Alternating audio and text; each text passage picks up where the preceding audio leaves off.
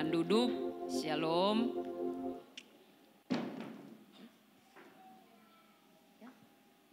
Sorry.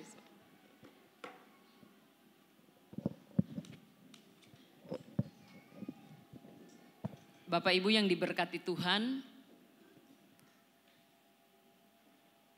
kalau kita bicara tentang kasih karunia, saya rasa ini bukan hal yang baru bagi setiap kita. Bahkan kadangkala kasih karunia itu sudah menjadi hal yang biasa orang ucapkan dalam keseharian hidup kita. Apalagi kalau orang alami hal-hal yang baik. Waktu ada yang bertanya, wow, luar biasa. Hari ini kamu mengalami hal yang baik. Seringkali tanpa sadar orang bilang begini, semua karena kasih karunia. Makanya seringkali nilai daripada kata kasih karunia itu hanya orang fokuskan kepada hal-hal yang kita alami waktu Tuhan kerjakan sesuatu dalam hidup kita. Padahal ada satu makna yang penting yang Yesus kerjakan. Bukan hanya bicara tentang waktu kita alami kebaikan. Itu bicara kasih karunia, tidak. Tapi ada hal yang dahsyat, hal yang luar biasa yang Tuhan kerjakan di dalam kehidupan saya dan saudara. Nah, kasih karunia itu gak hanya bicara tentang karya keselamatan atau karya penebusan. Memang itu yang Tuhan kerjakan 2000 tahun yang lalu bagi saudara dan saya. Tetapi kalau kita mundur ke belakang, masa Tuhan menciptakan manusia, saat itu Tuhan sudah menyatakan kasih-Nya kepada setiap kita. Amin. Nah, kalau kita pelajari penciptaan Tuhan kepada manusia di dalam Kejadian pasalnya yang pertama, waktu Tuhan menciptakan manusia, alasan terkuat Tuhan ciptakan manusia satu, karena kasih. Jadi tidak ada alasan lain Tuhan ciptakan engkau dan saya. Alasan terkuat Tuhan ciptakan manusia, alasannya hanya karena kasih. Malaikat sudah diciptakan Tuhan. Tapi Tuhan tidak menyatakan kasih-Nya kepada malaikat. Makanya Tuhan harus ciptakan satu pribadi di mana dia harus menyalurkan kasih-Nya. Dan itulah manusia. Di dalam Kejadian pasal 1 coba kita baca.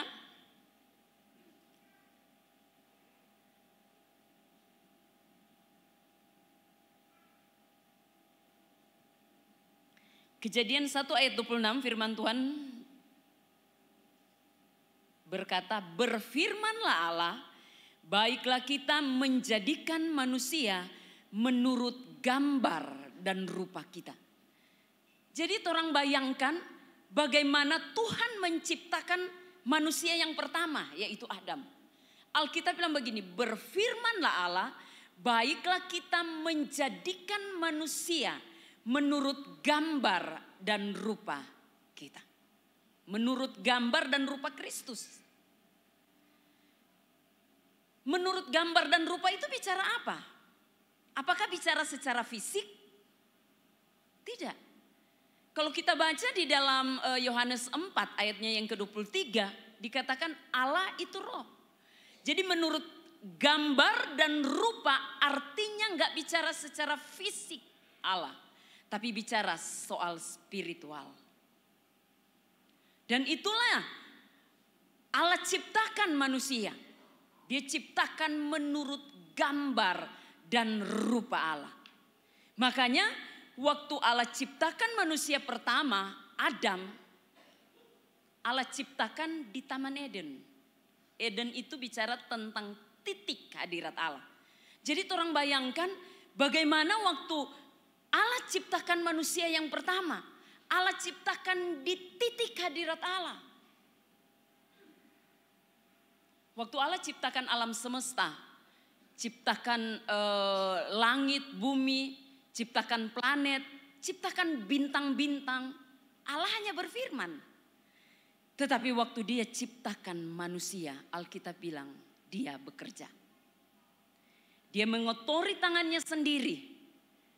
Dia ciptakan manusia yang pertama itu, yaitu Adam. Dan waktu dia ciptakan manusia yang pertama, Alkitab bilang di dalam Kejadian 2 ayatnya yang ke-7. Dia ambil sebongkah tanah. Dia bentuk manusia yang pertama, Adam.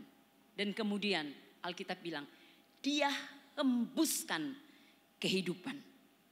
Makanya waktu manusia yang pertama, Adam, diciptakan, orang coba bayangkan kedahsyatan yang Allah kerjakan bagi manusia. Dari sebongkah tanah, waktu Allah hembuskan nafas hidup, Allah hembuskan kehidupan, dari tanah liat dia berubah menjadi daging. Nah, itu Allah menyatakan kasihnya kepada manusia. Jadi sejak dari awal Tuhan sudah nyatakan kasih kepada saudara dan saya sebagai manusia. Bukan nanti dia menyatakan kasihnya waktu dia mengerjakan karya keselamatan 2000 tahun yang lalu. Dari awal Tuhan sudah menyatakan kasihnya kepada setiap kita. Tapi ketika manusia jatuh dalam dosa, firman Tuhan bilang begini, waktu manusia jatuh di dalam dosa, Allah mengambil rohnya dari manusia. Makanya kenapa manusia yang pertama jadi berbeda waktu mereka jatuh di dalam dosa. Mereka kehilangan pribadi Allah di dalam kehidupan mereka. Karena waktu Tuhan ciptakan Adam, Adam itu mewakili Allah di muka bumi. Perwakilan Allah di muka bumi, itu Adam. Makanya Adam punya kapasitas Allah. Dia bisa menamakan semua binatang-binatang. Karena dia punya kapasitas Allah. Dan itu Allah taruh di dalam diri Adam, manusia yang pertama. Adam bisa bercakap-cakap dengan Tuhan. Adam bisa berkomunikasi dengan Tuhan. Tapi waktu Adam jatuh di dalam dosa, Tuhan ambil rohnya dari Adam. Dan itulah yang dialami oleh manusia yang pertama. Memang waktu iblis datang menggoda Hawa, bukan karena buah itu yang membuat mereka tertarik. Mereka setiap hari lihat buah itu karena mereka ada di Taman Eden. Setiap hari dong so lihat tuh buah. Tapi bukan karena buah itu. Tapi karena perkataan iblis. Iblis berkata, jika engkau makan buah pengetahuan yang baik dan yang jahat, engkau akan menjadi sama dengan Allah. Jadi bukan karena buahnya, tapi karena perkataan itu, sehingga manusia jatuh di dalam dosa. Nah, Bapak Ibu yang diberkati Tuhan, dari awal Tuhan sudah menyatakan kasih karunia-Nya bagi saya dan saudara waktu Dia ciptakan kita. Nah, waktu saya sedang mempersiapkan perenungan ini, saya membayangkan bagaimana Tuhan menciptakan kita manusia luar biasa. Dahsyat dan ajaib Tuhan ciptakan. Dari sebongkah tanah, waktu Dia hembuskan nafas, terjadi sebuah kehidupan. Bertumbuh organ-organ, ada kehidupan. Nah, itulah kehidupan saya dan saudara. Sebagai orang-orang yang telah menerima kebaikan Tuhan, yang telah menerima anugerah Tuhan, yang telah menerima kasih Tuhan dalam kehidupan kita. Jadi pertanyaannya, apa yang menjadi respon kita sebagai orang-orang yang telah menerima kasih dan kemurahan Tuhan dalam hidup kita? Di dalam Filipi pasal, sebelum kita lanjut di Filipi, mari kita baca satu ayat dulu di dalam 2 Korintus pasalnya yang ke-6. 2 Korintus pasal 6 ayatnya yang pertama, firman Tuhan bilang begini. Sebagai teman-teman sekerja, kami menasehatkan kamu supaya kamu jangan membuat menjadi sia-sia kasih karunia Allah yang telah kamu terima. Nah, ayat ini Rasul Paulus tulis buat jemaat yang ada di Korintus. Karena kita tahu Korintus itu pada masa Paulus adalah kota yang besar, kota metropolitan, tempat perdagangan, itu kota Korintus. Sehingga orang-orang yang ada di Korintus, mereka bangga dengan kota mereka.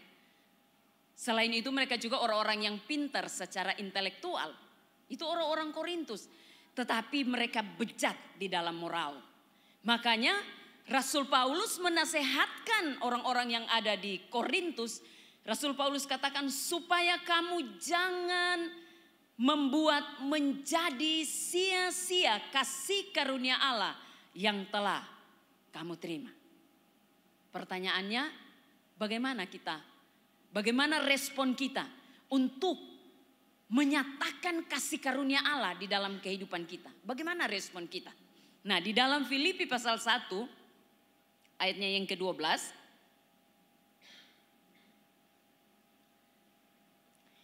Filipi pasal 1 ayat 12 bilang begini.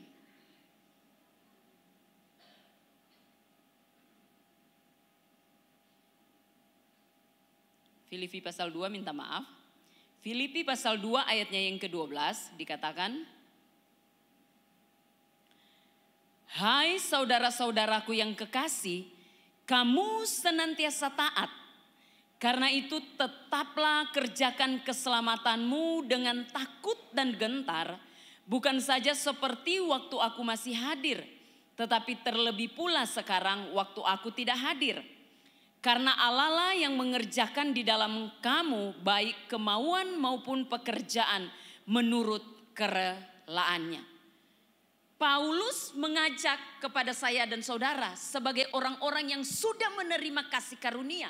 Bagaimana respon kita sebagai orang-orang yang menerima kasih karunia? Dikatakan begini, kerjakanlah keselamatanmu dengan takut dan gentar. Nah, mengerjakan keselamatan apakah orang yang penting menjadi pribadi yang rajin beribadah, rajin melayani, rajin baca firman, rajin berdoa, mengikuti semua kegiatan aktivitas rohani. Apakah hanya sampai di titik itu orang mengerjakan keselamatan kita? Kalau orang baca di dalam versi firman Allah yang hidup dikatakan begini. Ayat 12. Saudara sekalian yang saya kasihi, ketika saya berada bersama dengan saudara, saudara selalu berusaha mentaati petunjuk-petunjuk saya. Sekarang pada waktu saya jauh, saudara harus lebih banyak berusaha untuk mengerjakan hal-hal yang baik. Sebagai buah-buah keselamatan, mentaati Allah dengan penuh hormat serta takut akan segala sesuatu yang mungkin tidak menyenangkan hatinya. Sebab Allah bekerja di dalam saudara dan menolong saudara agar berkeinginan untuk mentaati Dia serta melaksanakan kehendaknya. Jadi mengerjakan keselamatan yang Rasul Paulus maksud lewat ayat ini, bagaimana kita hasilkan perbuatan baik lewat kehidupan kita. Nah, pertanyaannya, apakah manusia bisa berbuat baik? Apakah kita bisa berbuat baik? Lihat, waktu manusia pertama jatuh di dalam dosa, seluruh manusia ada benih dosa. Jadi orang membunuh bukan karena orang berdosa. Tidak. Karena orang berdosa makanya orang membunuh. Betul? Karena so ada benih dosa. Orang berbohong bukan karena orang berdosa, tidak. Tapi karena sudah ada benih dosa di dalam diri kita, makanya orang bisa berbohong. Bayi saja di dalam kandungan, waktu dia lahir tidak usah ajar berbohong, dia bisa berbohong. Karena sudah ada benih dosa di dalam manusia. Nah, lewat ayat ini yang Rasul Paulus ajarkan bagi saya dan saudara untuk kita mengerjakan keselamatan. Dengan cara kita hasilkan buah yang baik lewat kehidupan kita. Apakah kita bisa berbuat baik? Orang belajar dari pengalaman bangsa Israel. Di dalam Keluaran pasalnya yang ke-24, coba kita lihat. Keluaran 24 ayat 7, firman Tuhan bilang begini. Coba orang belajar dari bangsa Israel. Keluaran 24 ayat 7 dibilang begini, diambilnyalah kitab perjanjian itu. Jadi ini Musa yang ambil. Lalu dibacanya dengan didengar oleh bangsa itu. Dan mereka berkata, segala firman Tuhan akan kami lakukan dan akan kami dengarkan. Jadi lihat, waktu Musa ambil kitab perjanjian itu dan dibacakan di depan bangsa Israel, apa yang menjadi respon orang Israel? Mereka katakan begini, segala firman Tuhan akan kami lakukan dan akan kami dengarkan. Apakah betul bangsa Israel mendengarkan dan melakukan setiap firman yang disampaikan oleh Musa? Apakah mereka melakukan? Kadangkala tanpa sadar, torang pun sama dengan orang Israel. Waktu torang dengar firman, torang bilang, yes, amin. Sebagai respon kita. Tapi apakah torang kerjakan dalam hidup kita? Bangsa Israel sebagai bukti kegagalan demi kegagalan, kekecewaan demi kekecewaan yang mereka lakukan di hadapan Tuhan. Mereka katakan mereka mau mendengar dan melakukannya. Tetapi pada faktanya mereka mengingkari apa yang mereka ucapkan. Mereka tidak bisa melakukan semua yang Musa telah ajarkan bagi mereka. Mereka tidak melakukan. Memang pada masa perjanjian lama, waktu Tuhan kasih 10 perintah kepada Musa untuk dibacakan kepada bangsa Israel. Jangan membunuh, ada begitu banyak jangan. Dan kita lihat dalam perjalanan bangsa Israel, 10 perintah itu dia bisa berkembang menjadi 600 perintah. 10 perintah saja bangsa Israel tidak bisa buat. Tapi tokoh-tokoh agama membuat itu menjadi 600 perintah. Wow, coba tolong bayangkan. Ada sekitar 350 perintah yang menulis kamu jangan melakukan ini, jangan ini, jangan ini, jangan ini. Ada sekitar 350 perintah, kata jangan, yang ditulis oleh tokoh-tokoh agama pada masa itu. Dengan kata lain, bahwa kemampuan kita sebagai manusia, kita nggak bisa berbuat baik. Kita butuh kasih karunia dari Tuhan. Oleh sebab itu, di dalam 2 Timotius 3, coba kita baca ayatnya yang ke-17.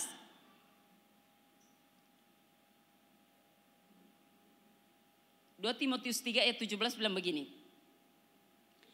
Dengan demikian, tiap-tiap manusia kepunyaan Allah diperlengkapi setiap perbuatan baik. Jadi dengan kemampuan kita manusia, karena kita sudah ada benih dosa di dalam hidup kita nggak bisa berbuat baik. Kita butuh kasih karunia dari Tuhan. Makanya Rasul Paulus bilang, dengan demikian tiap-tiap manusia kepunyaan Allah diperlengkapi. Jadi Allah sendiri yang memperlengkapi kita dengan perbuatan baik. Karena kita nggak mampu untuk berbuat baik.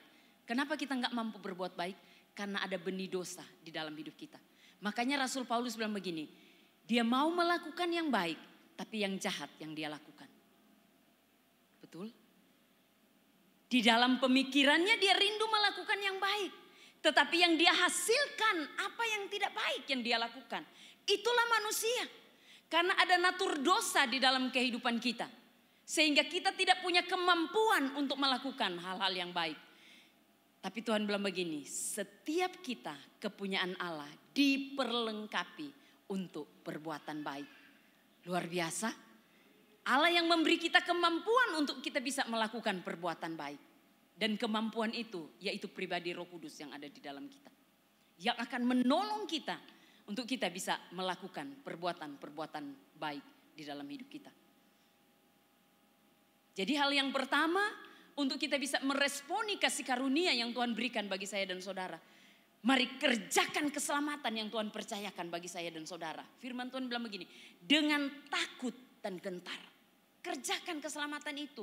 Bukan dengan kemampuan kita. Bukan dengan usaha kita. Tetapi dengan pertolongan Roh Kudus yang ada di dalam kita. Itu yang pertama. Yang kedua, apa yang menjadi respon kita sebagai orang yang menerima kasih karunia?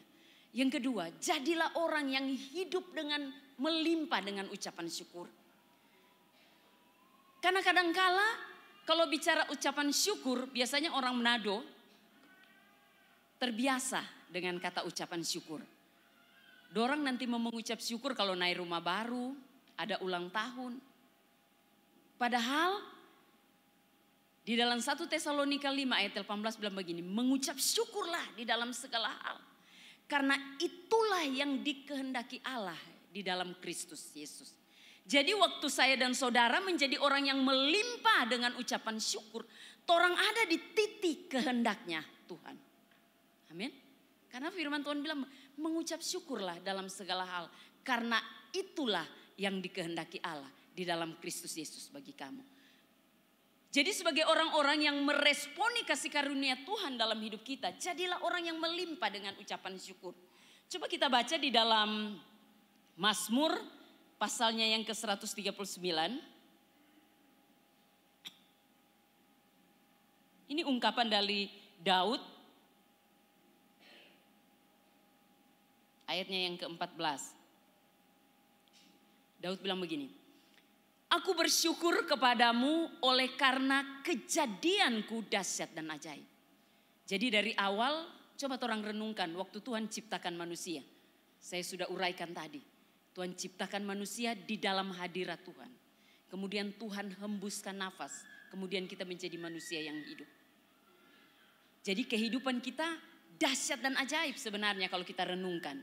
Makanya Daud bilang begini, aku bersyukur kepadamu oleh karena kejadianku dahsyat dan ajaib. Ajaib apa yang kau buat dan jiwaku benar-benar menyadarinya. Nah Bapak Ibu yang diberkati Tuhan. Mungkin kita berpikir begini. Daud bisa berkata bahwa kejadiannya dahsyat dan ajaib karena dia adalah seorang raja. Dia seorang yang luar biasa. Dia seorang pemimpin yang hebat pada masa itu di Israel. Makanya wajar kalau Daud bilang kejadiannya dahsyat dan ajaib. Karena dia tinggal di istana. Dia punya segala-galanya. Tapi kalau kita pelajari Mazmur ini yang ditulis oleh Daud sebelum Daud menjadi seorang raja. Dalam kehidupan Daud, di tengah-tengah keluarga Daud, Daud tidak dianggap oleh kakak-kakaknya. Bahkan papanya sendiri tidak menganggap Daud. Itu yang Daud alami dalam kehidupannya. Tapi apakah fakta yang dialami oleh Daud mengurangi untuk dia berkata, Tuhan aku bersyukur karena kejadianku dahsyat dan ajaib? Tidak. Itu berarti begini Bapak Ibu. Keputusan Daud untuk mengucap syukur bukan karena dia melihat hal-hal yang baik yang dialami dalam kehidupannya. Keputusan Daud untuk mengucap syukur bukan karena dia melihat dia ada di tengah-tengah keluarga yang menerima dia, keluarga yang baik, tidak. Tapi keputusan Daud untuk mengucap syukur karena dia meyakini bahwa apa yang Tuhan kerjakan di dalam kehidupannya adalah dahsyat dan ajaib. Itu keputusan Daud untuk mengucap syukur. Oleh sebab itu, sebagai orang-orang yang menerima kasih karunia dalam kehidupan kita, jadilah orang yang setiap hari mengucap syukur. Mungkin waktu kita buka mata, faktanya kita melihat ada begitu banyak masalah, tantangan dalam kehidupan kita. Tapi apakah itu akan mengurangi rasa syukur kita kepada Tuhan? Ada begitu banyak kebaikan yang sudah Tuhan kerjakan dalam hidup kita. Ada begitu banyak hal-hal yang luar biasa yang Tuhan sudah kerjakan dalam hidup kita. Kalau hanya satu perkara saja yang kita alami, dan itu akan memutuskan kita untuk tidak mengucap syukur.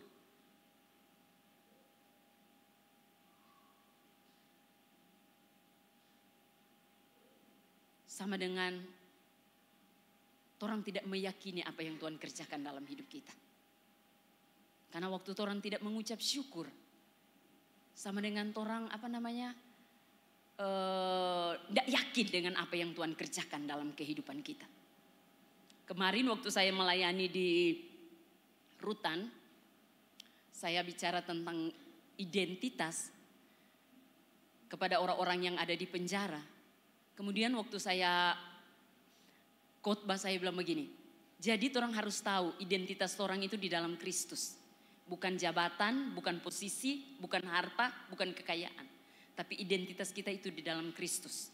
Kalau identitas kita di dalam Kristus, apapun yang orang alami dalam hidup kita, apapun jabatan kita, mau cleaning service kek, mau tukang sapu jalanan, waktu orang tahu identitas kita di dalam Kristus, orang akan menjadi orang-orang yang powerful. Orang-orang yang luar biasa dalam menjalani kehidupan kita. Kemudian saya bicara begini, makanya belajar menerima diri kita apa adanya. Karena orang tahu bukan hal-hal yang terlihat secara mata jasmani yang membuat kita untuk bersuka cita. Tidak. Tetapi apa yang Tuhan kerjakan dalam hidup kita. Hal-hal yang luar biasa yang Tuhan sudah kerjakan dalam hidup kita. Itu yang membuat kita terus bersuka cita di dalam kehidupan kita. Karena ada banyak orang, dia gak bersuka cita karena dia merasa bahwa hidupnya tidak diberkatilah. Hidupnya terlalu banyak masalah, hidupnya terlalu banyak tantangan, pergumulan, sehingga dia nggak bisa bersuka cita. Kemudian saya bilang begini, makanya waktu orang tahu bahwa identitas kita di dalam Kristus, terima diri kita apa adanya. Dengan keadaan apapun yang kita alami hari ini, terima diri kita apa adanya. Jangan orang nggak bersyukur dengan apa yang Tuhan ciptakan dalam hidup kita. Sehingga karena orang rasa tidak bersyukur, orang tidak puas dengan diri ini. Sehingga orang mau jadi seperti orang lain, mau pi operasi kayak orang pemuka, seperti itu. Kemudian ternyata ada Ibu Foni 6 bulan di situ. Dia bilang begini, ibu kita itu, mari kita tidak operasi hidung ya. Ibu Foni 6 bulan menjawab seperti itu. Nah kadangkala orang manusia pun seperti itu. Tidak mensyukuri apa yang Tuhan sudah kerjakan dalam hidup kita. Padahal Daud bilang di ayatnya yang ke-13, sebab engkaulah yang membentuk buah pinggangku, menenun aku dalam kandungan ibuku. Daud memakai kata menenun, artinya Tuhan kerjakan dengan tangannya. Waktu dia bentuk saudara dan saya, dia bekerja dengan tangannya. Dia rangkai kehidupan saya dan saudara dengan tangannya sendiri. Itu berarti begini, waktu Tuhan ciptakan kita itu yang terbaik menurut Tuhan. Makanya jangan protes. Jangan merasa bahwa wow kayaknya hidup saya berbeda dengan orang lain. Mengapa Tuhan ciptakan orang lain begitu sempurna? Tapi saya seperti ini. Kalau kita tidak menerima diri kita, sama saja orang protes dengan apa yang Tuhan ciptakan. Di dunia musik saja, waktu orang melanggar hak cipta ada hukum. Betul? Waktu orang melanggar hak cipta ada hukum. Nah kalau orang protes dengan apa yang Tuhan kerjakan dalam hidup kita, orang berhadapan dengan Sang Pencipta. Jadi hal yang kedua yang harus orang lakukan sebagai orang-orang yang menerima kasih karunia, belajarlah menjadi pribadi-pribadi yang melimpah dengan ucapan syukur. Apapun yang orang alami hari ini, mu suka mu duka, tetaplah mengucap syukur.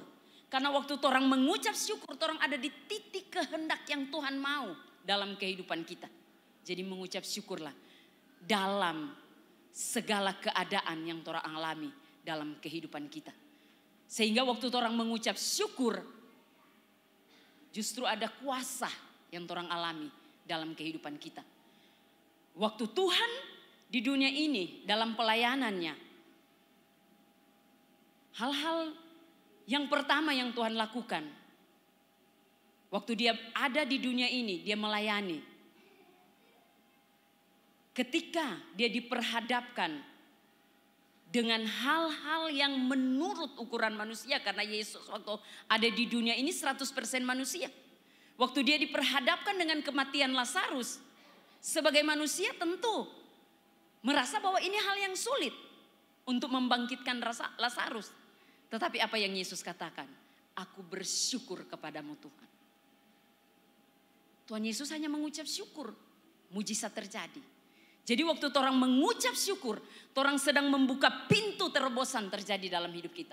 Waktu orang mengucap syukur, orang membuka pintu mujizat terjadi di dalam hidup kita.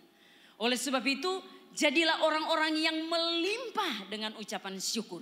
Apapun yang orang alami di dalam kehidupan kita. Amin. Nah yang terakhir, di dalam Roma pasal, sebelum kita pindah di Roma, orang baca dulu.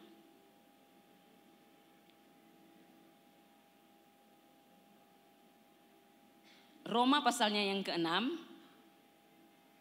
ayatnya yang ke-12.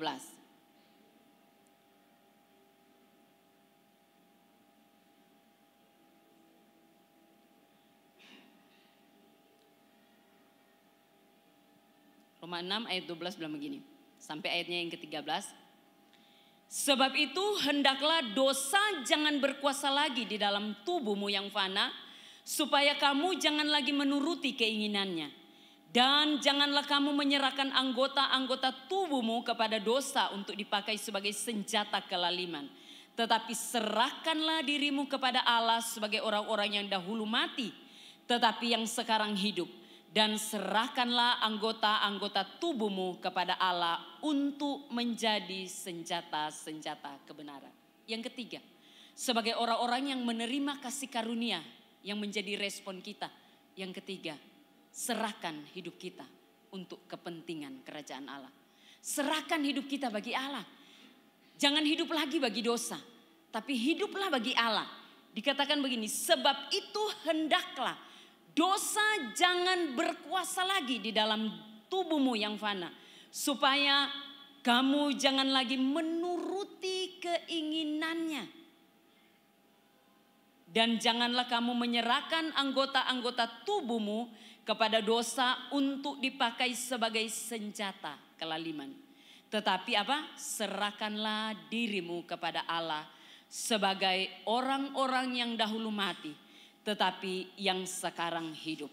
Dan serahkanlah anggota-anggota tubuhmu kepada Allah untuk menjadi senjata-senjata kebenaran. Jadi ada dua yang Rasul Paulus tulis. Waktu kita menyerahkan hidup kita bagi dosa, artinya kita serahkan tubuh kita kepada senjata-senjata kelaliman. Tapi waktu kita mau hidup bagi Kristus, kita serahkan hidup kita sebagai senjata-senjata kebenaran. Oleh sebab itu Bapak Ibu, pagi hari ini 3 kebenaran yang saya bagikan sebagai orang-orang yang menerima kasih karunia. Pertama, kerjakanlah keselamatanmu dengan takut dan gentar. Yang kedua, jadilah orang yang melimpah dengan ucapan syukur. Dan yang ketiga, hiduplah bagi Kristus dan mati bagi dosa. Orang baca di ayatnya yang pertama, dikatakan begini. Dari Roma 6, jika demikian apakah yang hendak kita katakan? Bolehkah kita bertekun dalam dosa supaya semakin bertambah kasih karunia itu? Nah, di pasal 6 ini, kenapa Rasul Paulus menulis ayat ini? Itu didasari dari pasalnya yang sebelumnya. Di pasalnya yang ke-5 di ayatnya yang ke-20. Coba orang lihat. Pasalnya yang ke-5 ayatnya yang ke-20 kan dikatakan begini. Tetapi hukum Taurat ditambahkan supaya pelanggaran menjadi semakin banyak. Dan di mana dosa bertambah banyak, di sana kasih karunia menjadi berlimpah-limpah. Nah pertanyaan itu yang kemudian diungkapkan di ayatnya yang pertama dari pasalnya yang ke-6 dikatakan demikian. Jika demikian, apakah yang hendak kita katakan? Bolehkah kita bertekun dalam dosa supaya semakin bertambah kasih karunia? Ayat 2 bilang sekali-kali tidak. Bukankah kita telah mati bagi dosa? Bagaimanakah kita masih dapat hidup di dalamnya? Bukankah orang telah mati bagi dosa? Waktu orang terima dia sebagai Tuhan dan Juru Selamat di dalam kehidupan kita. Satu-satunya Allah yang memerintah hidup kita. Ada sebuah komitmen yang saya dan saudara buat. Mati bagi dosa dan hidup bagi Kristus. Makanya Rasul Paulus bilang di dalam Filipi 1 ayatnya yang ke-22. Hidup adalah Kristus, mati adalah keuntungan. Tetapi jika aku harus hidup di dunia ini, itu berarti bagiku bekerja memberi buah. Untuk kita bisa hidup bagi Kristus, tentunya harus ada sesuatu yang kita hasilkan dalam kehidupan kita. Dan itu yang Rasul Paulus katakan di dalam Filipi pasalnya yang pertama, ayatnya yang ke-22. Jika aku harus hidup di dunia ini, hidup untuk kepentingan Kristus, itu berarti bagiku bekerja memberi buah. Hasilkan buah di dalam kehidupan kita. Hasilkan sesuatu yang bernilai di dalam kehidupan saya dan saudara. Hasilkan nilai-nilai kebenaran lewat kehidupan saya dan saudara. Hasilkan sesuatu yang bernilai untuk kepentingan kerajaan Allah lewat kehidupan saya dan saudara. Sehingga dunia melihat Yesus yang nyata itu lewat kehidupan kita. Karena dunia butuh itu. Dunia tidak butuh untuk orang khotbah dari Kejadian sampai Wahyu. Dunia tidak butuh itu. Tapi dunia mau melihat Yesus yang nyata itu lewat kehidupan kita sebagai gereja Tuhan. Dunia mau lihat itu. Nah, apakah itu sudah terekspresi di dalam kehidupan saya dan saudara sebagai gereja Tuhan? Ataukah yang penting hari Minggu orang ada di gereja selesai, tapi orang tidak menghasilkan sesuatu yang bernilai lewat kehidupan kita? Kalau kita ikuti perjalanan daripada Rasul Paulus dalam pengiringan dia akan Kristus, luar biasa yang dialami oleh Rasul Paulus. Tapi itu bukan menjadi sebuah halangan bagi Rasul Paulus untuk terus dia berkomitmen mengerjakan apa yang Tuhan mau untuk dia kerjakan. Sampai akhirnya dia berkata, aku telah menyelesaikan pertandinganku dengan baik. Hal-hal yang bernilai keluar lewat kehidupan Rasul Paulus. Ada buah yang dihasilkan. Makanya untuk saya dan saudara bisa berbuah, bisa hasilkan buah lewat kehidupan kita. Yohanes 15 bilang begini, menempel dengan pokok anggur. Saat orang lepas, orang tidak bisa menghasilkan buah. Tinggal tunggu waktu orang mati kalau orang lepas dari sumber. Untuk orang bisa berbuah, menempel dengan sumber. Sehingga orang bisa menghasilkan buah-buah kebenaran lewat kehidupan saya dan saudara. Tuhan Yesus memberkati. Mari tundukkan kepala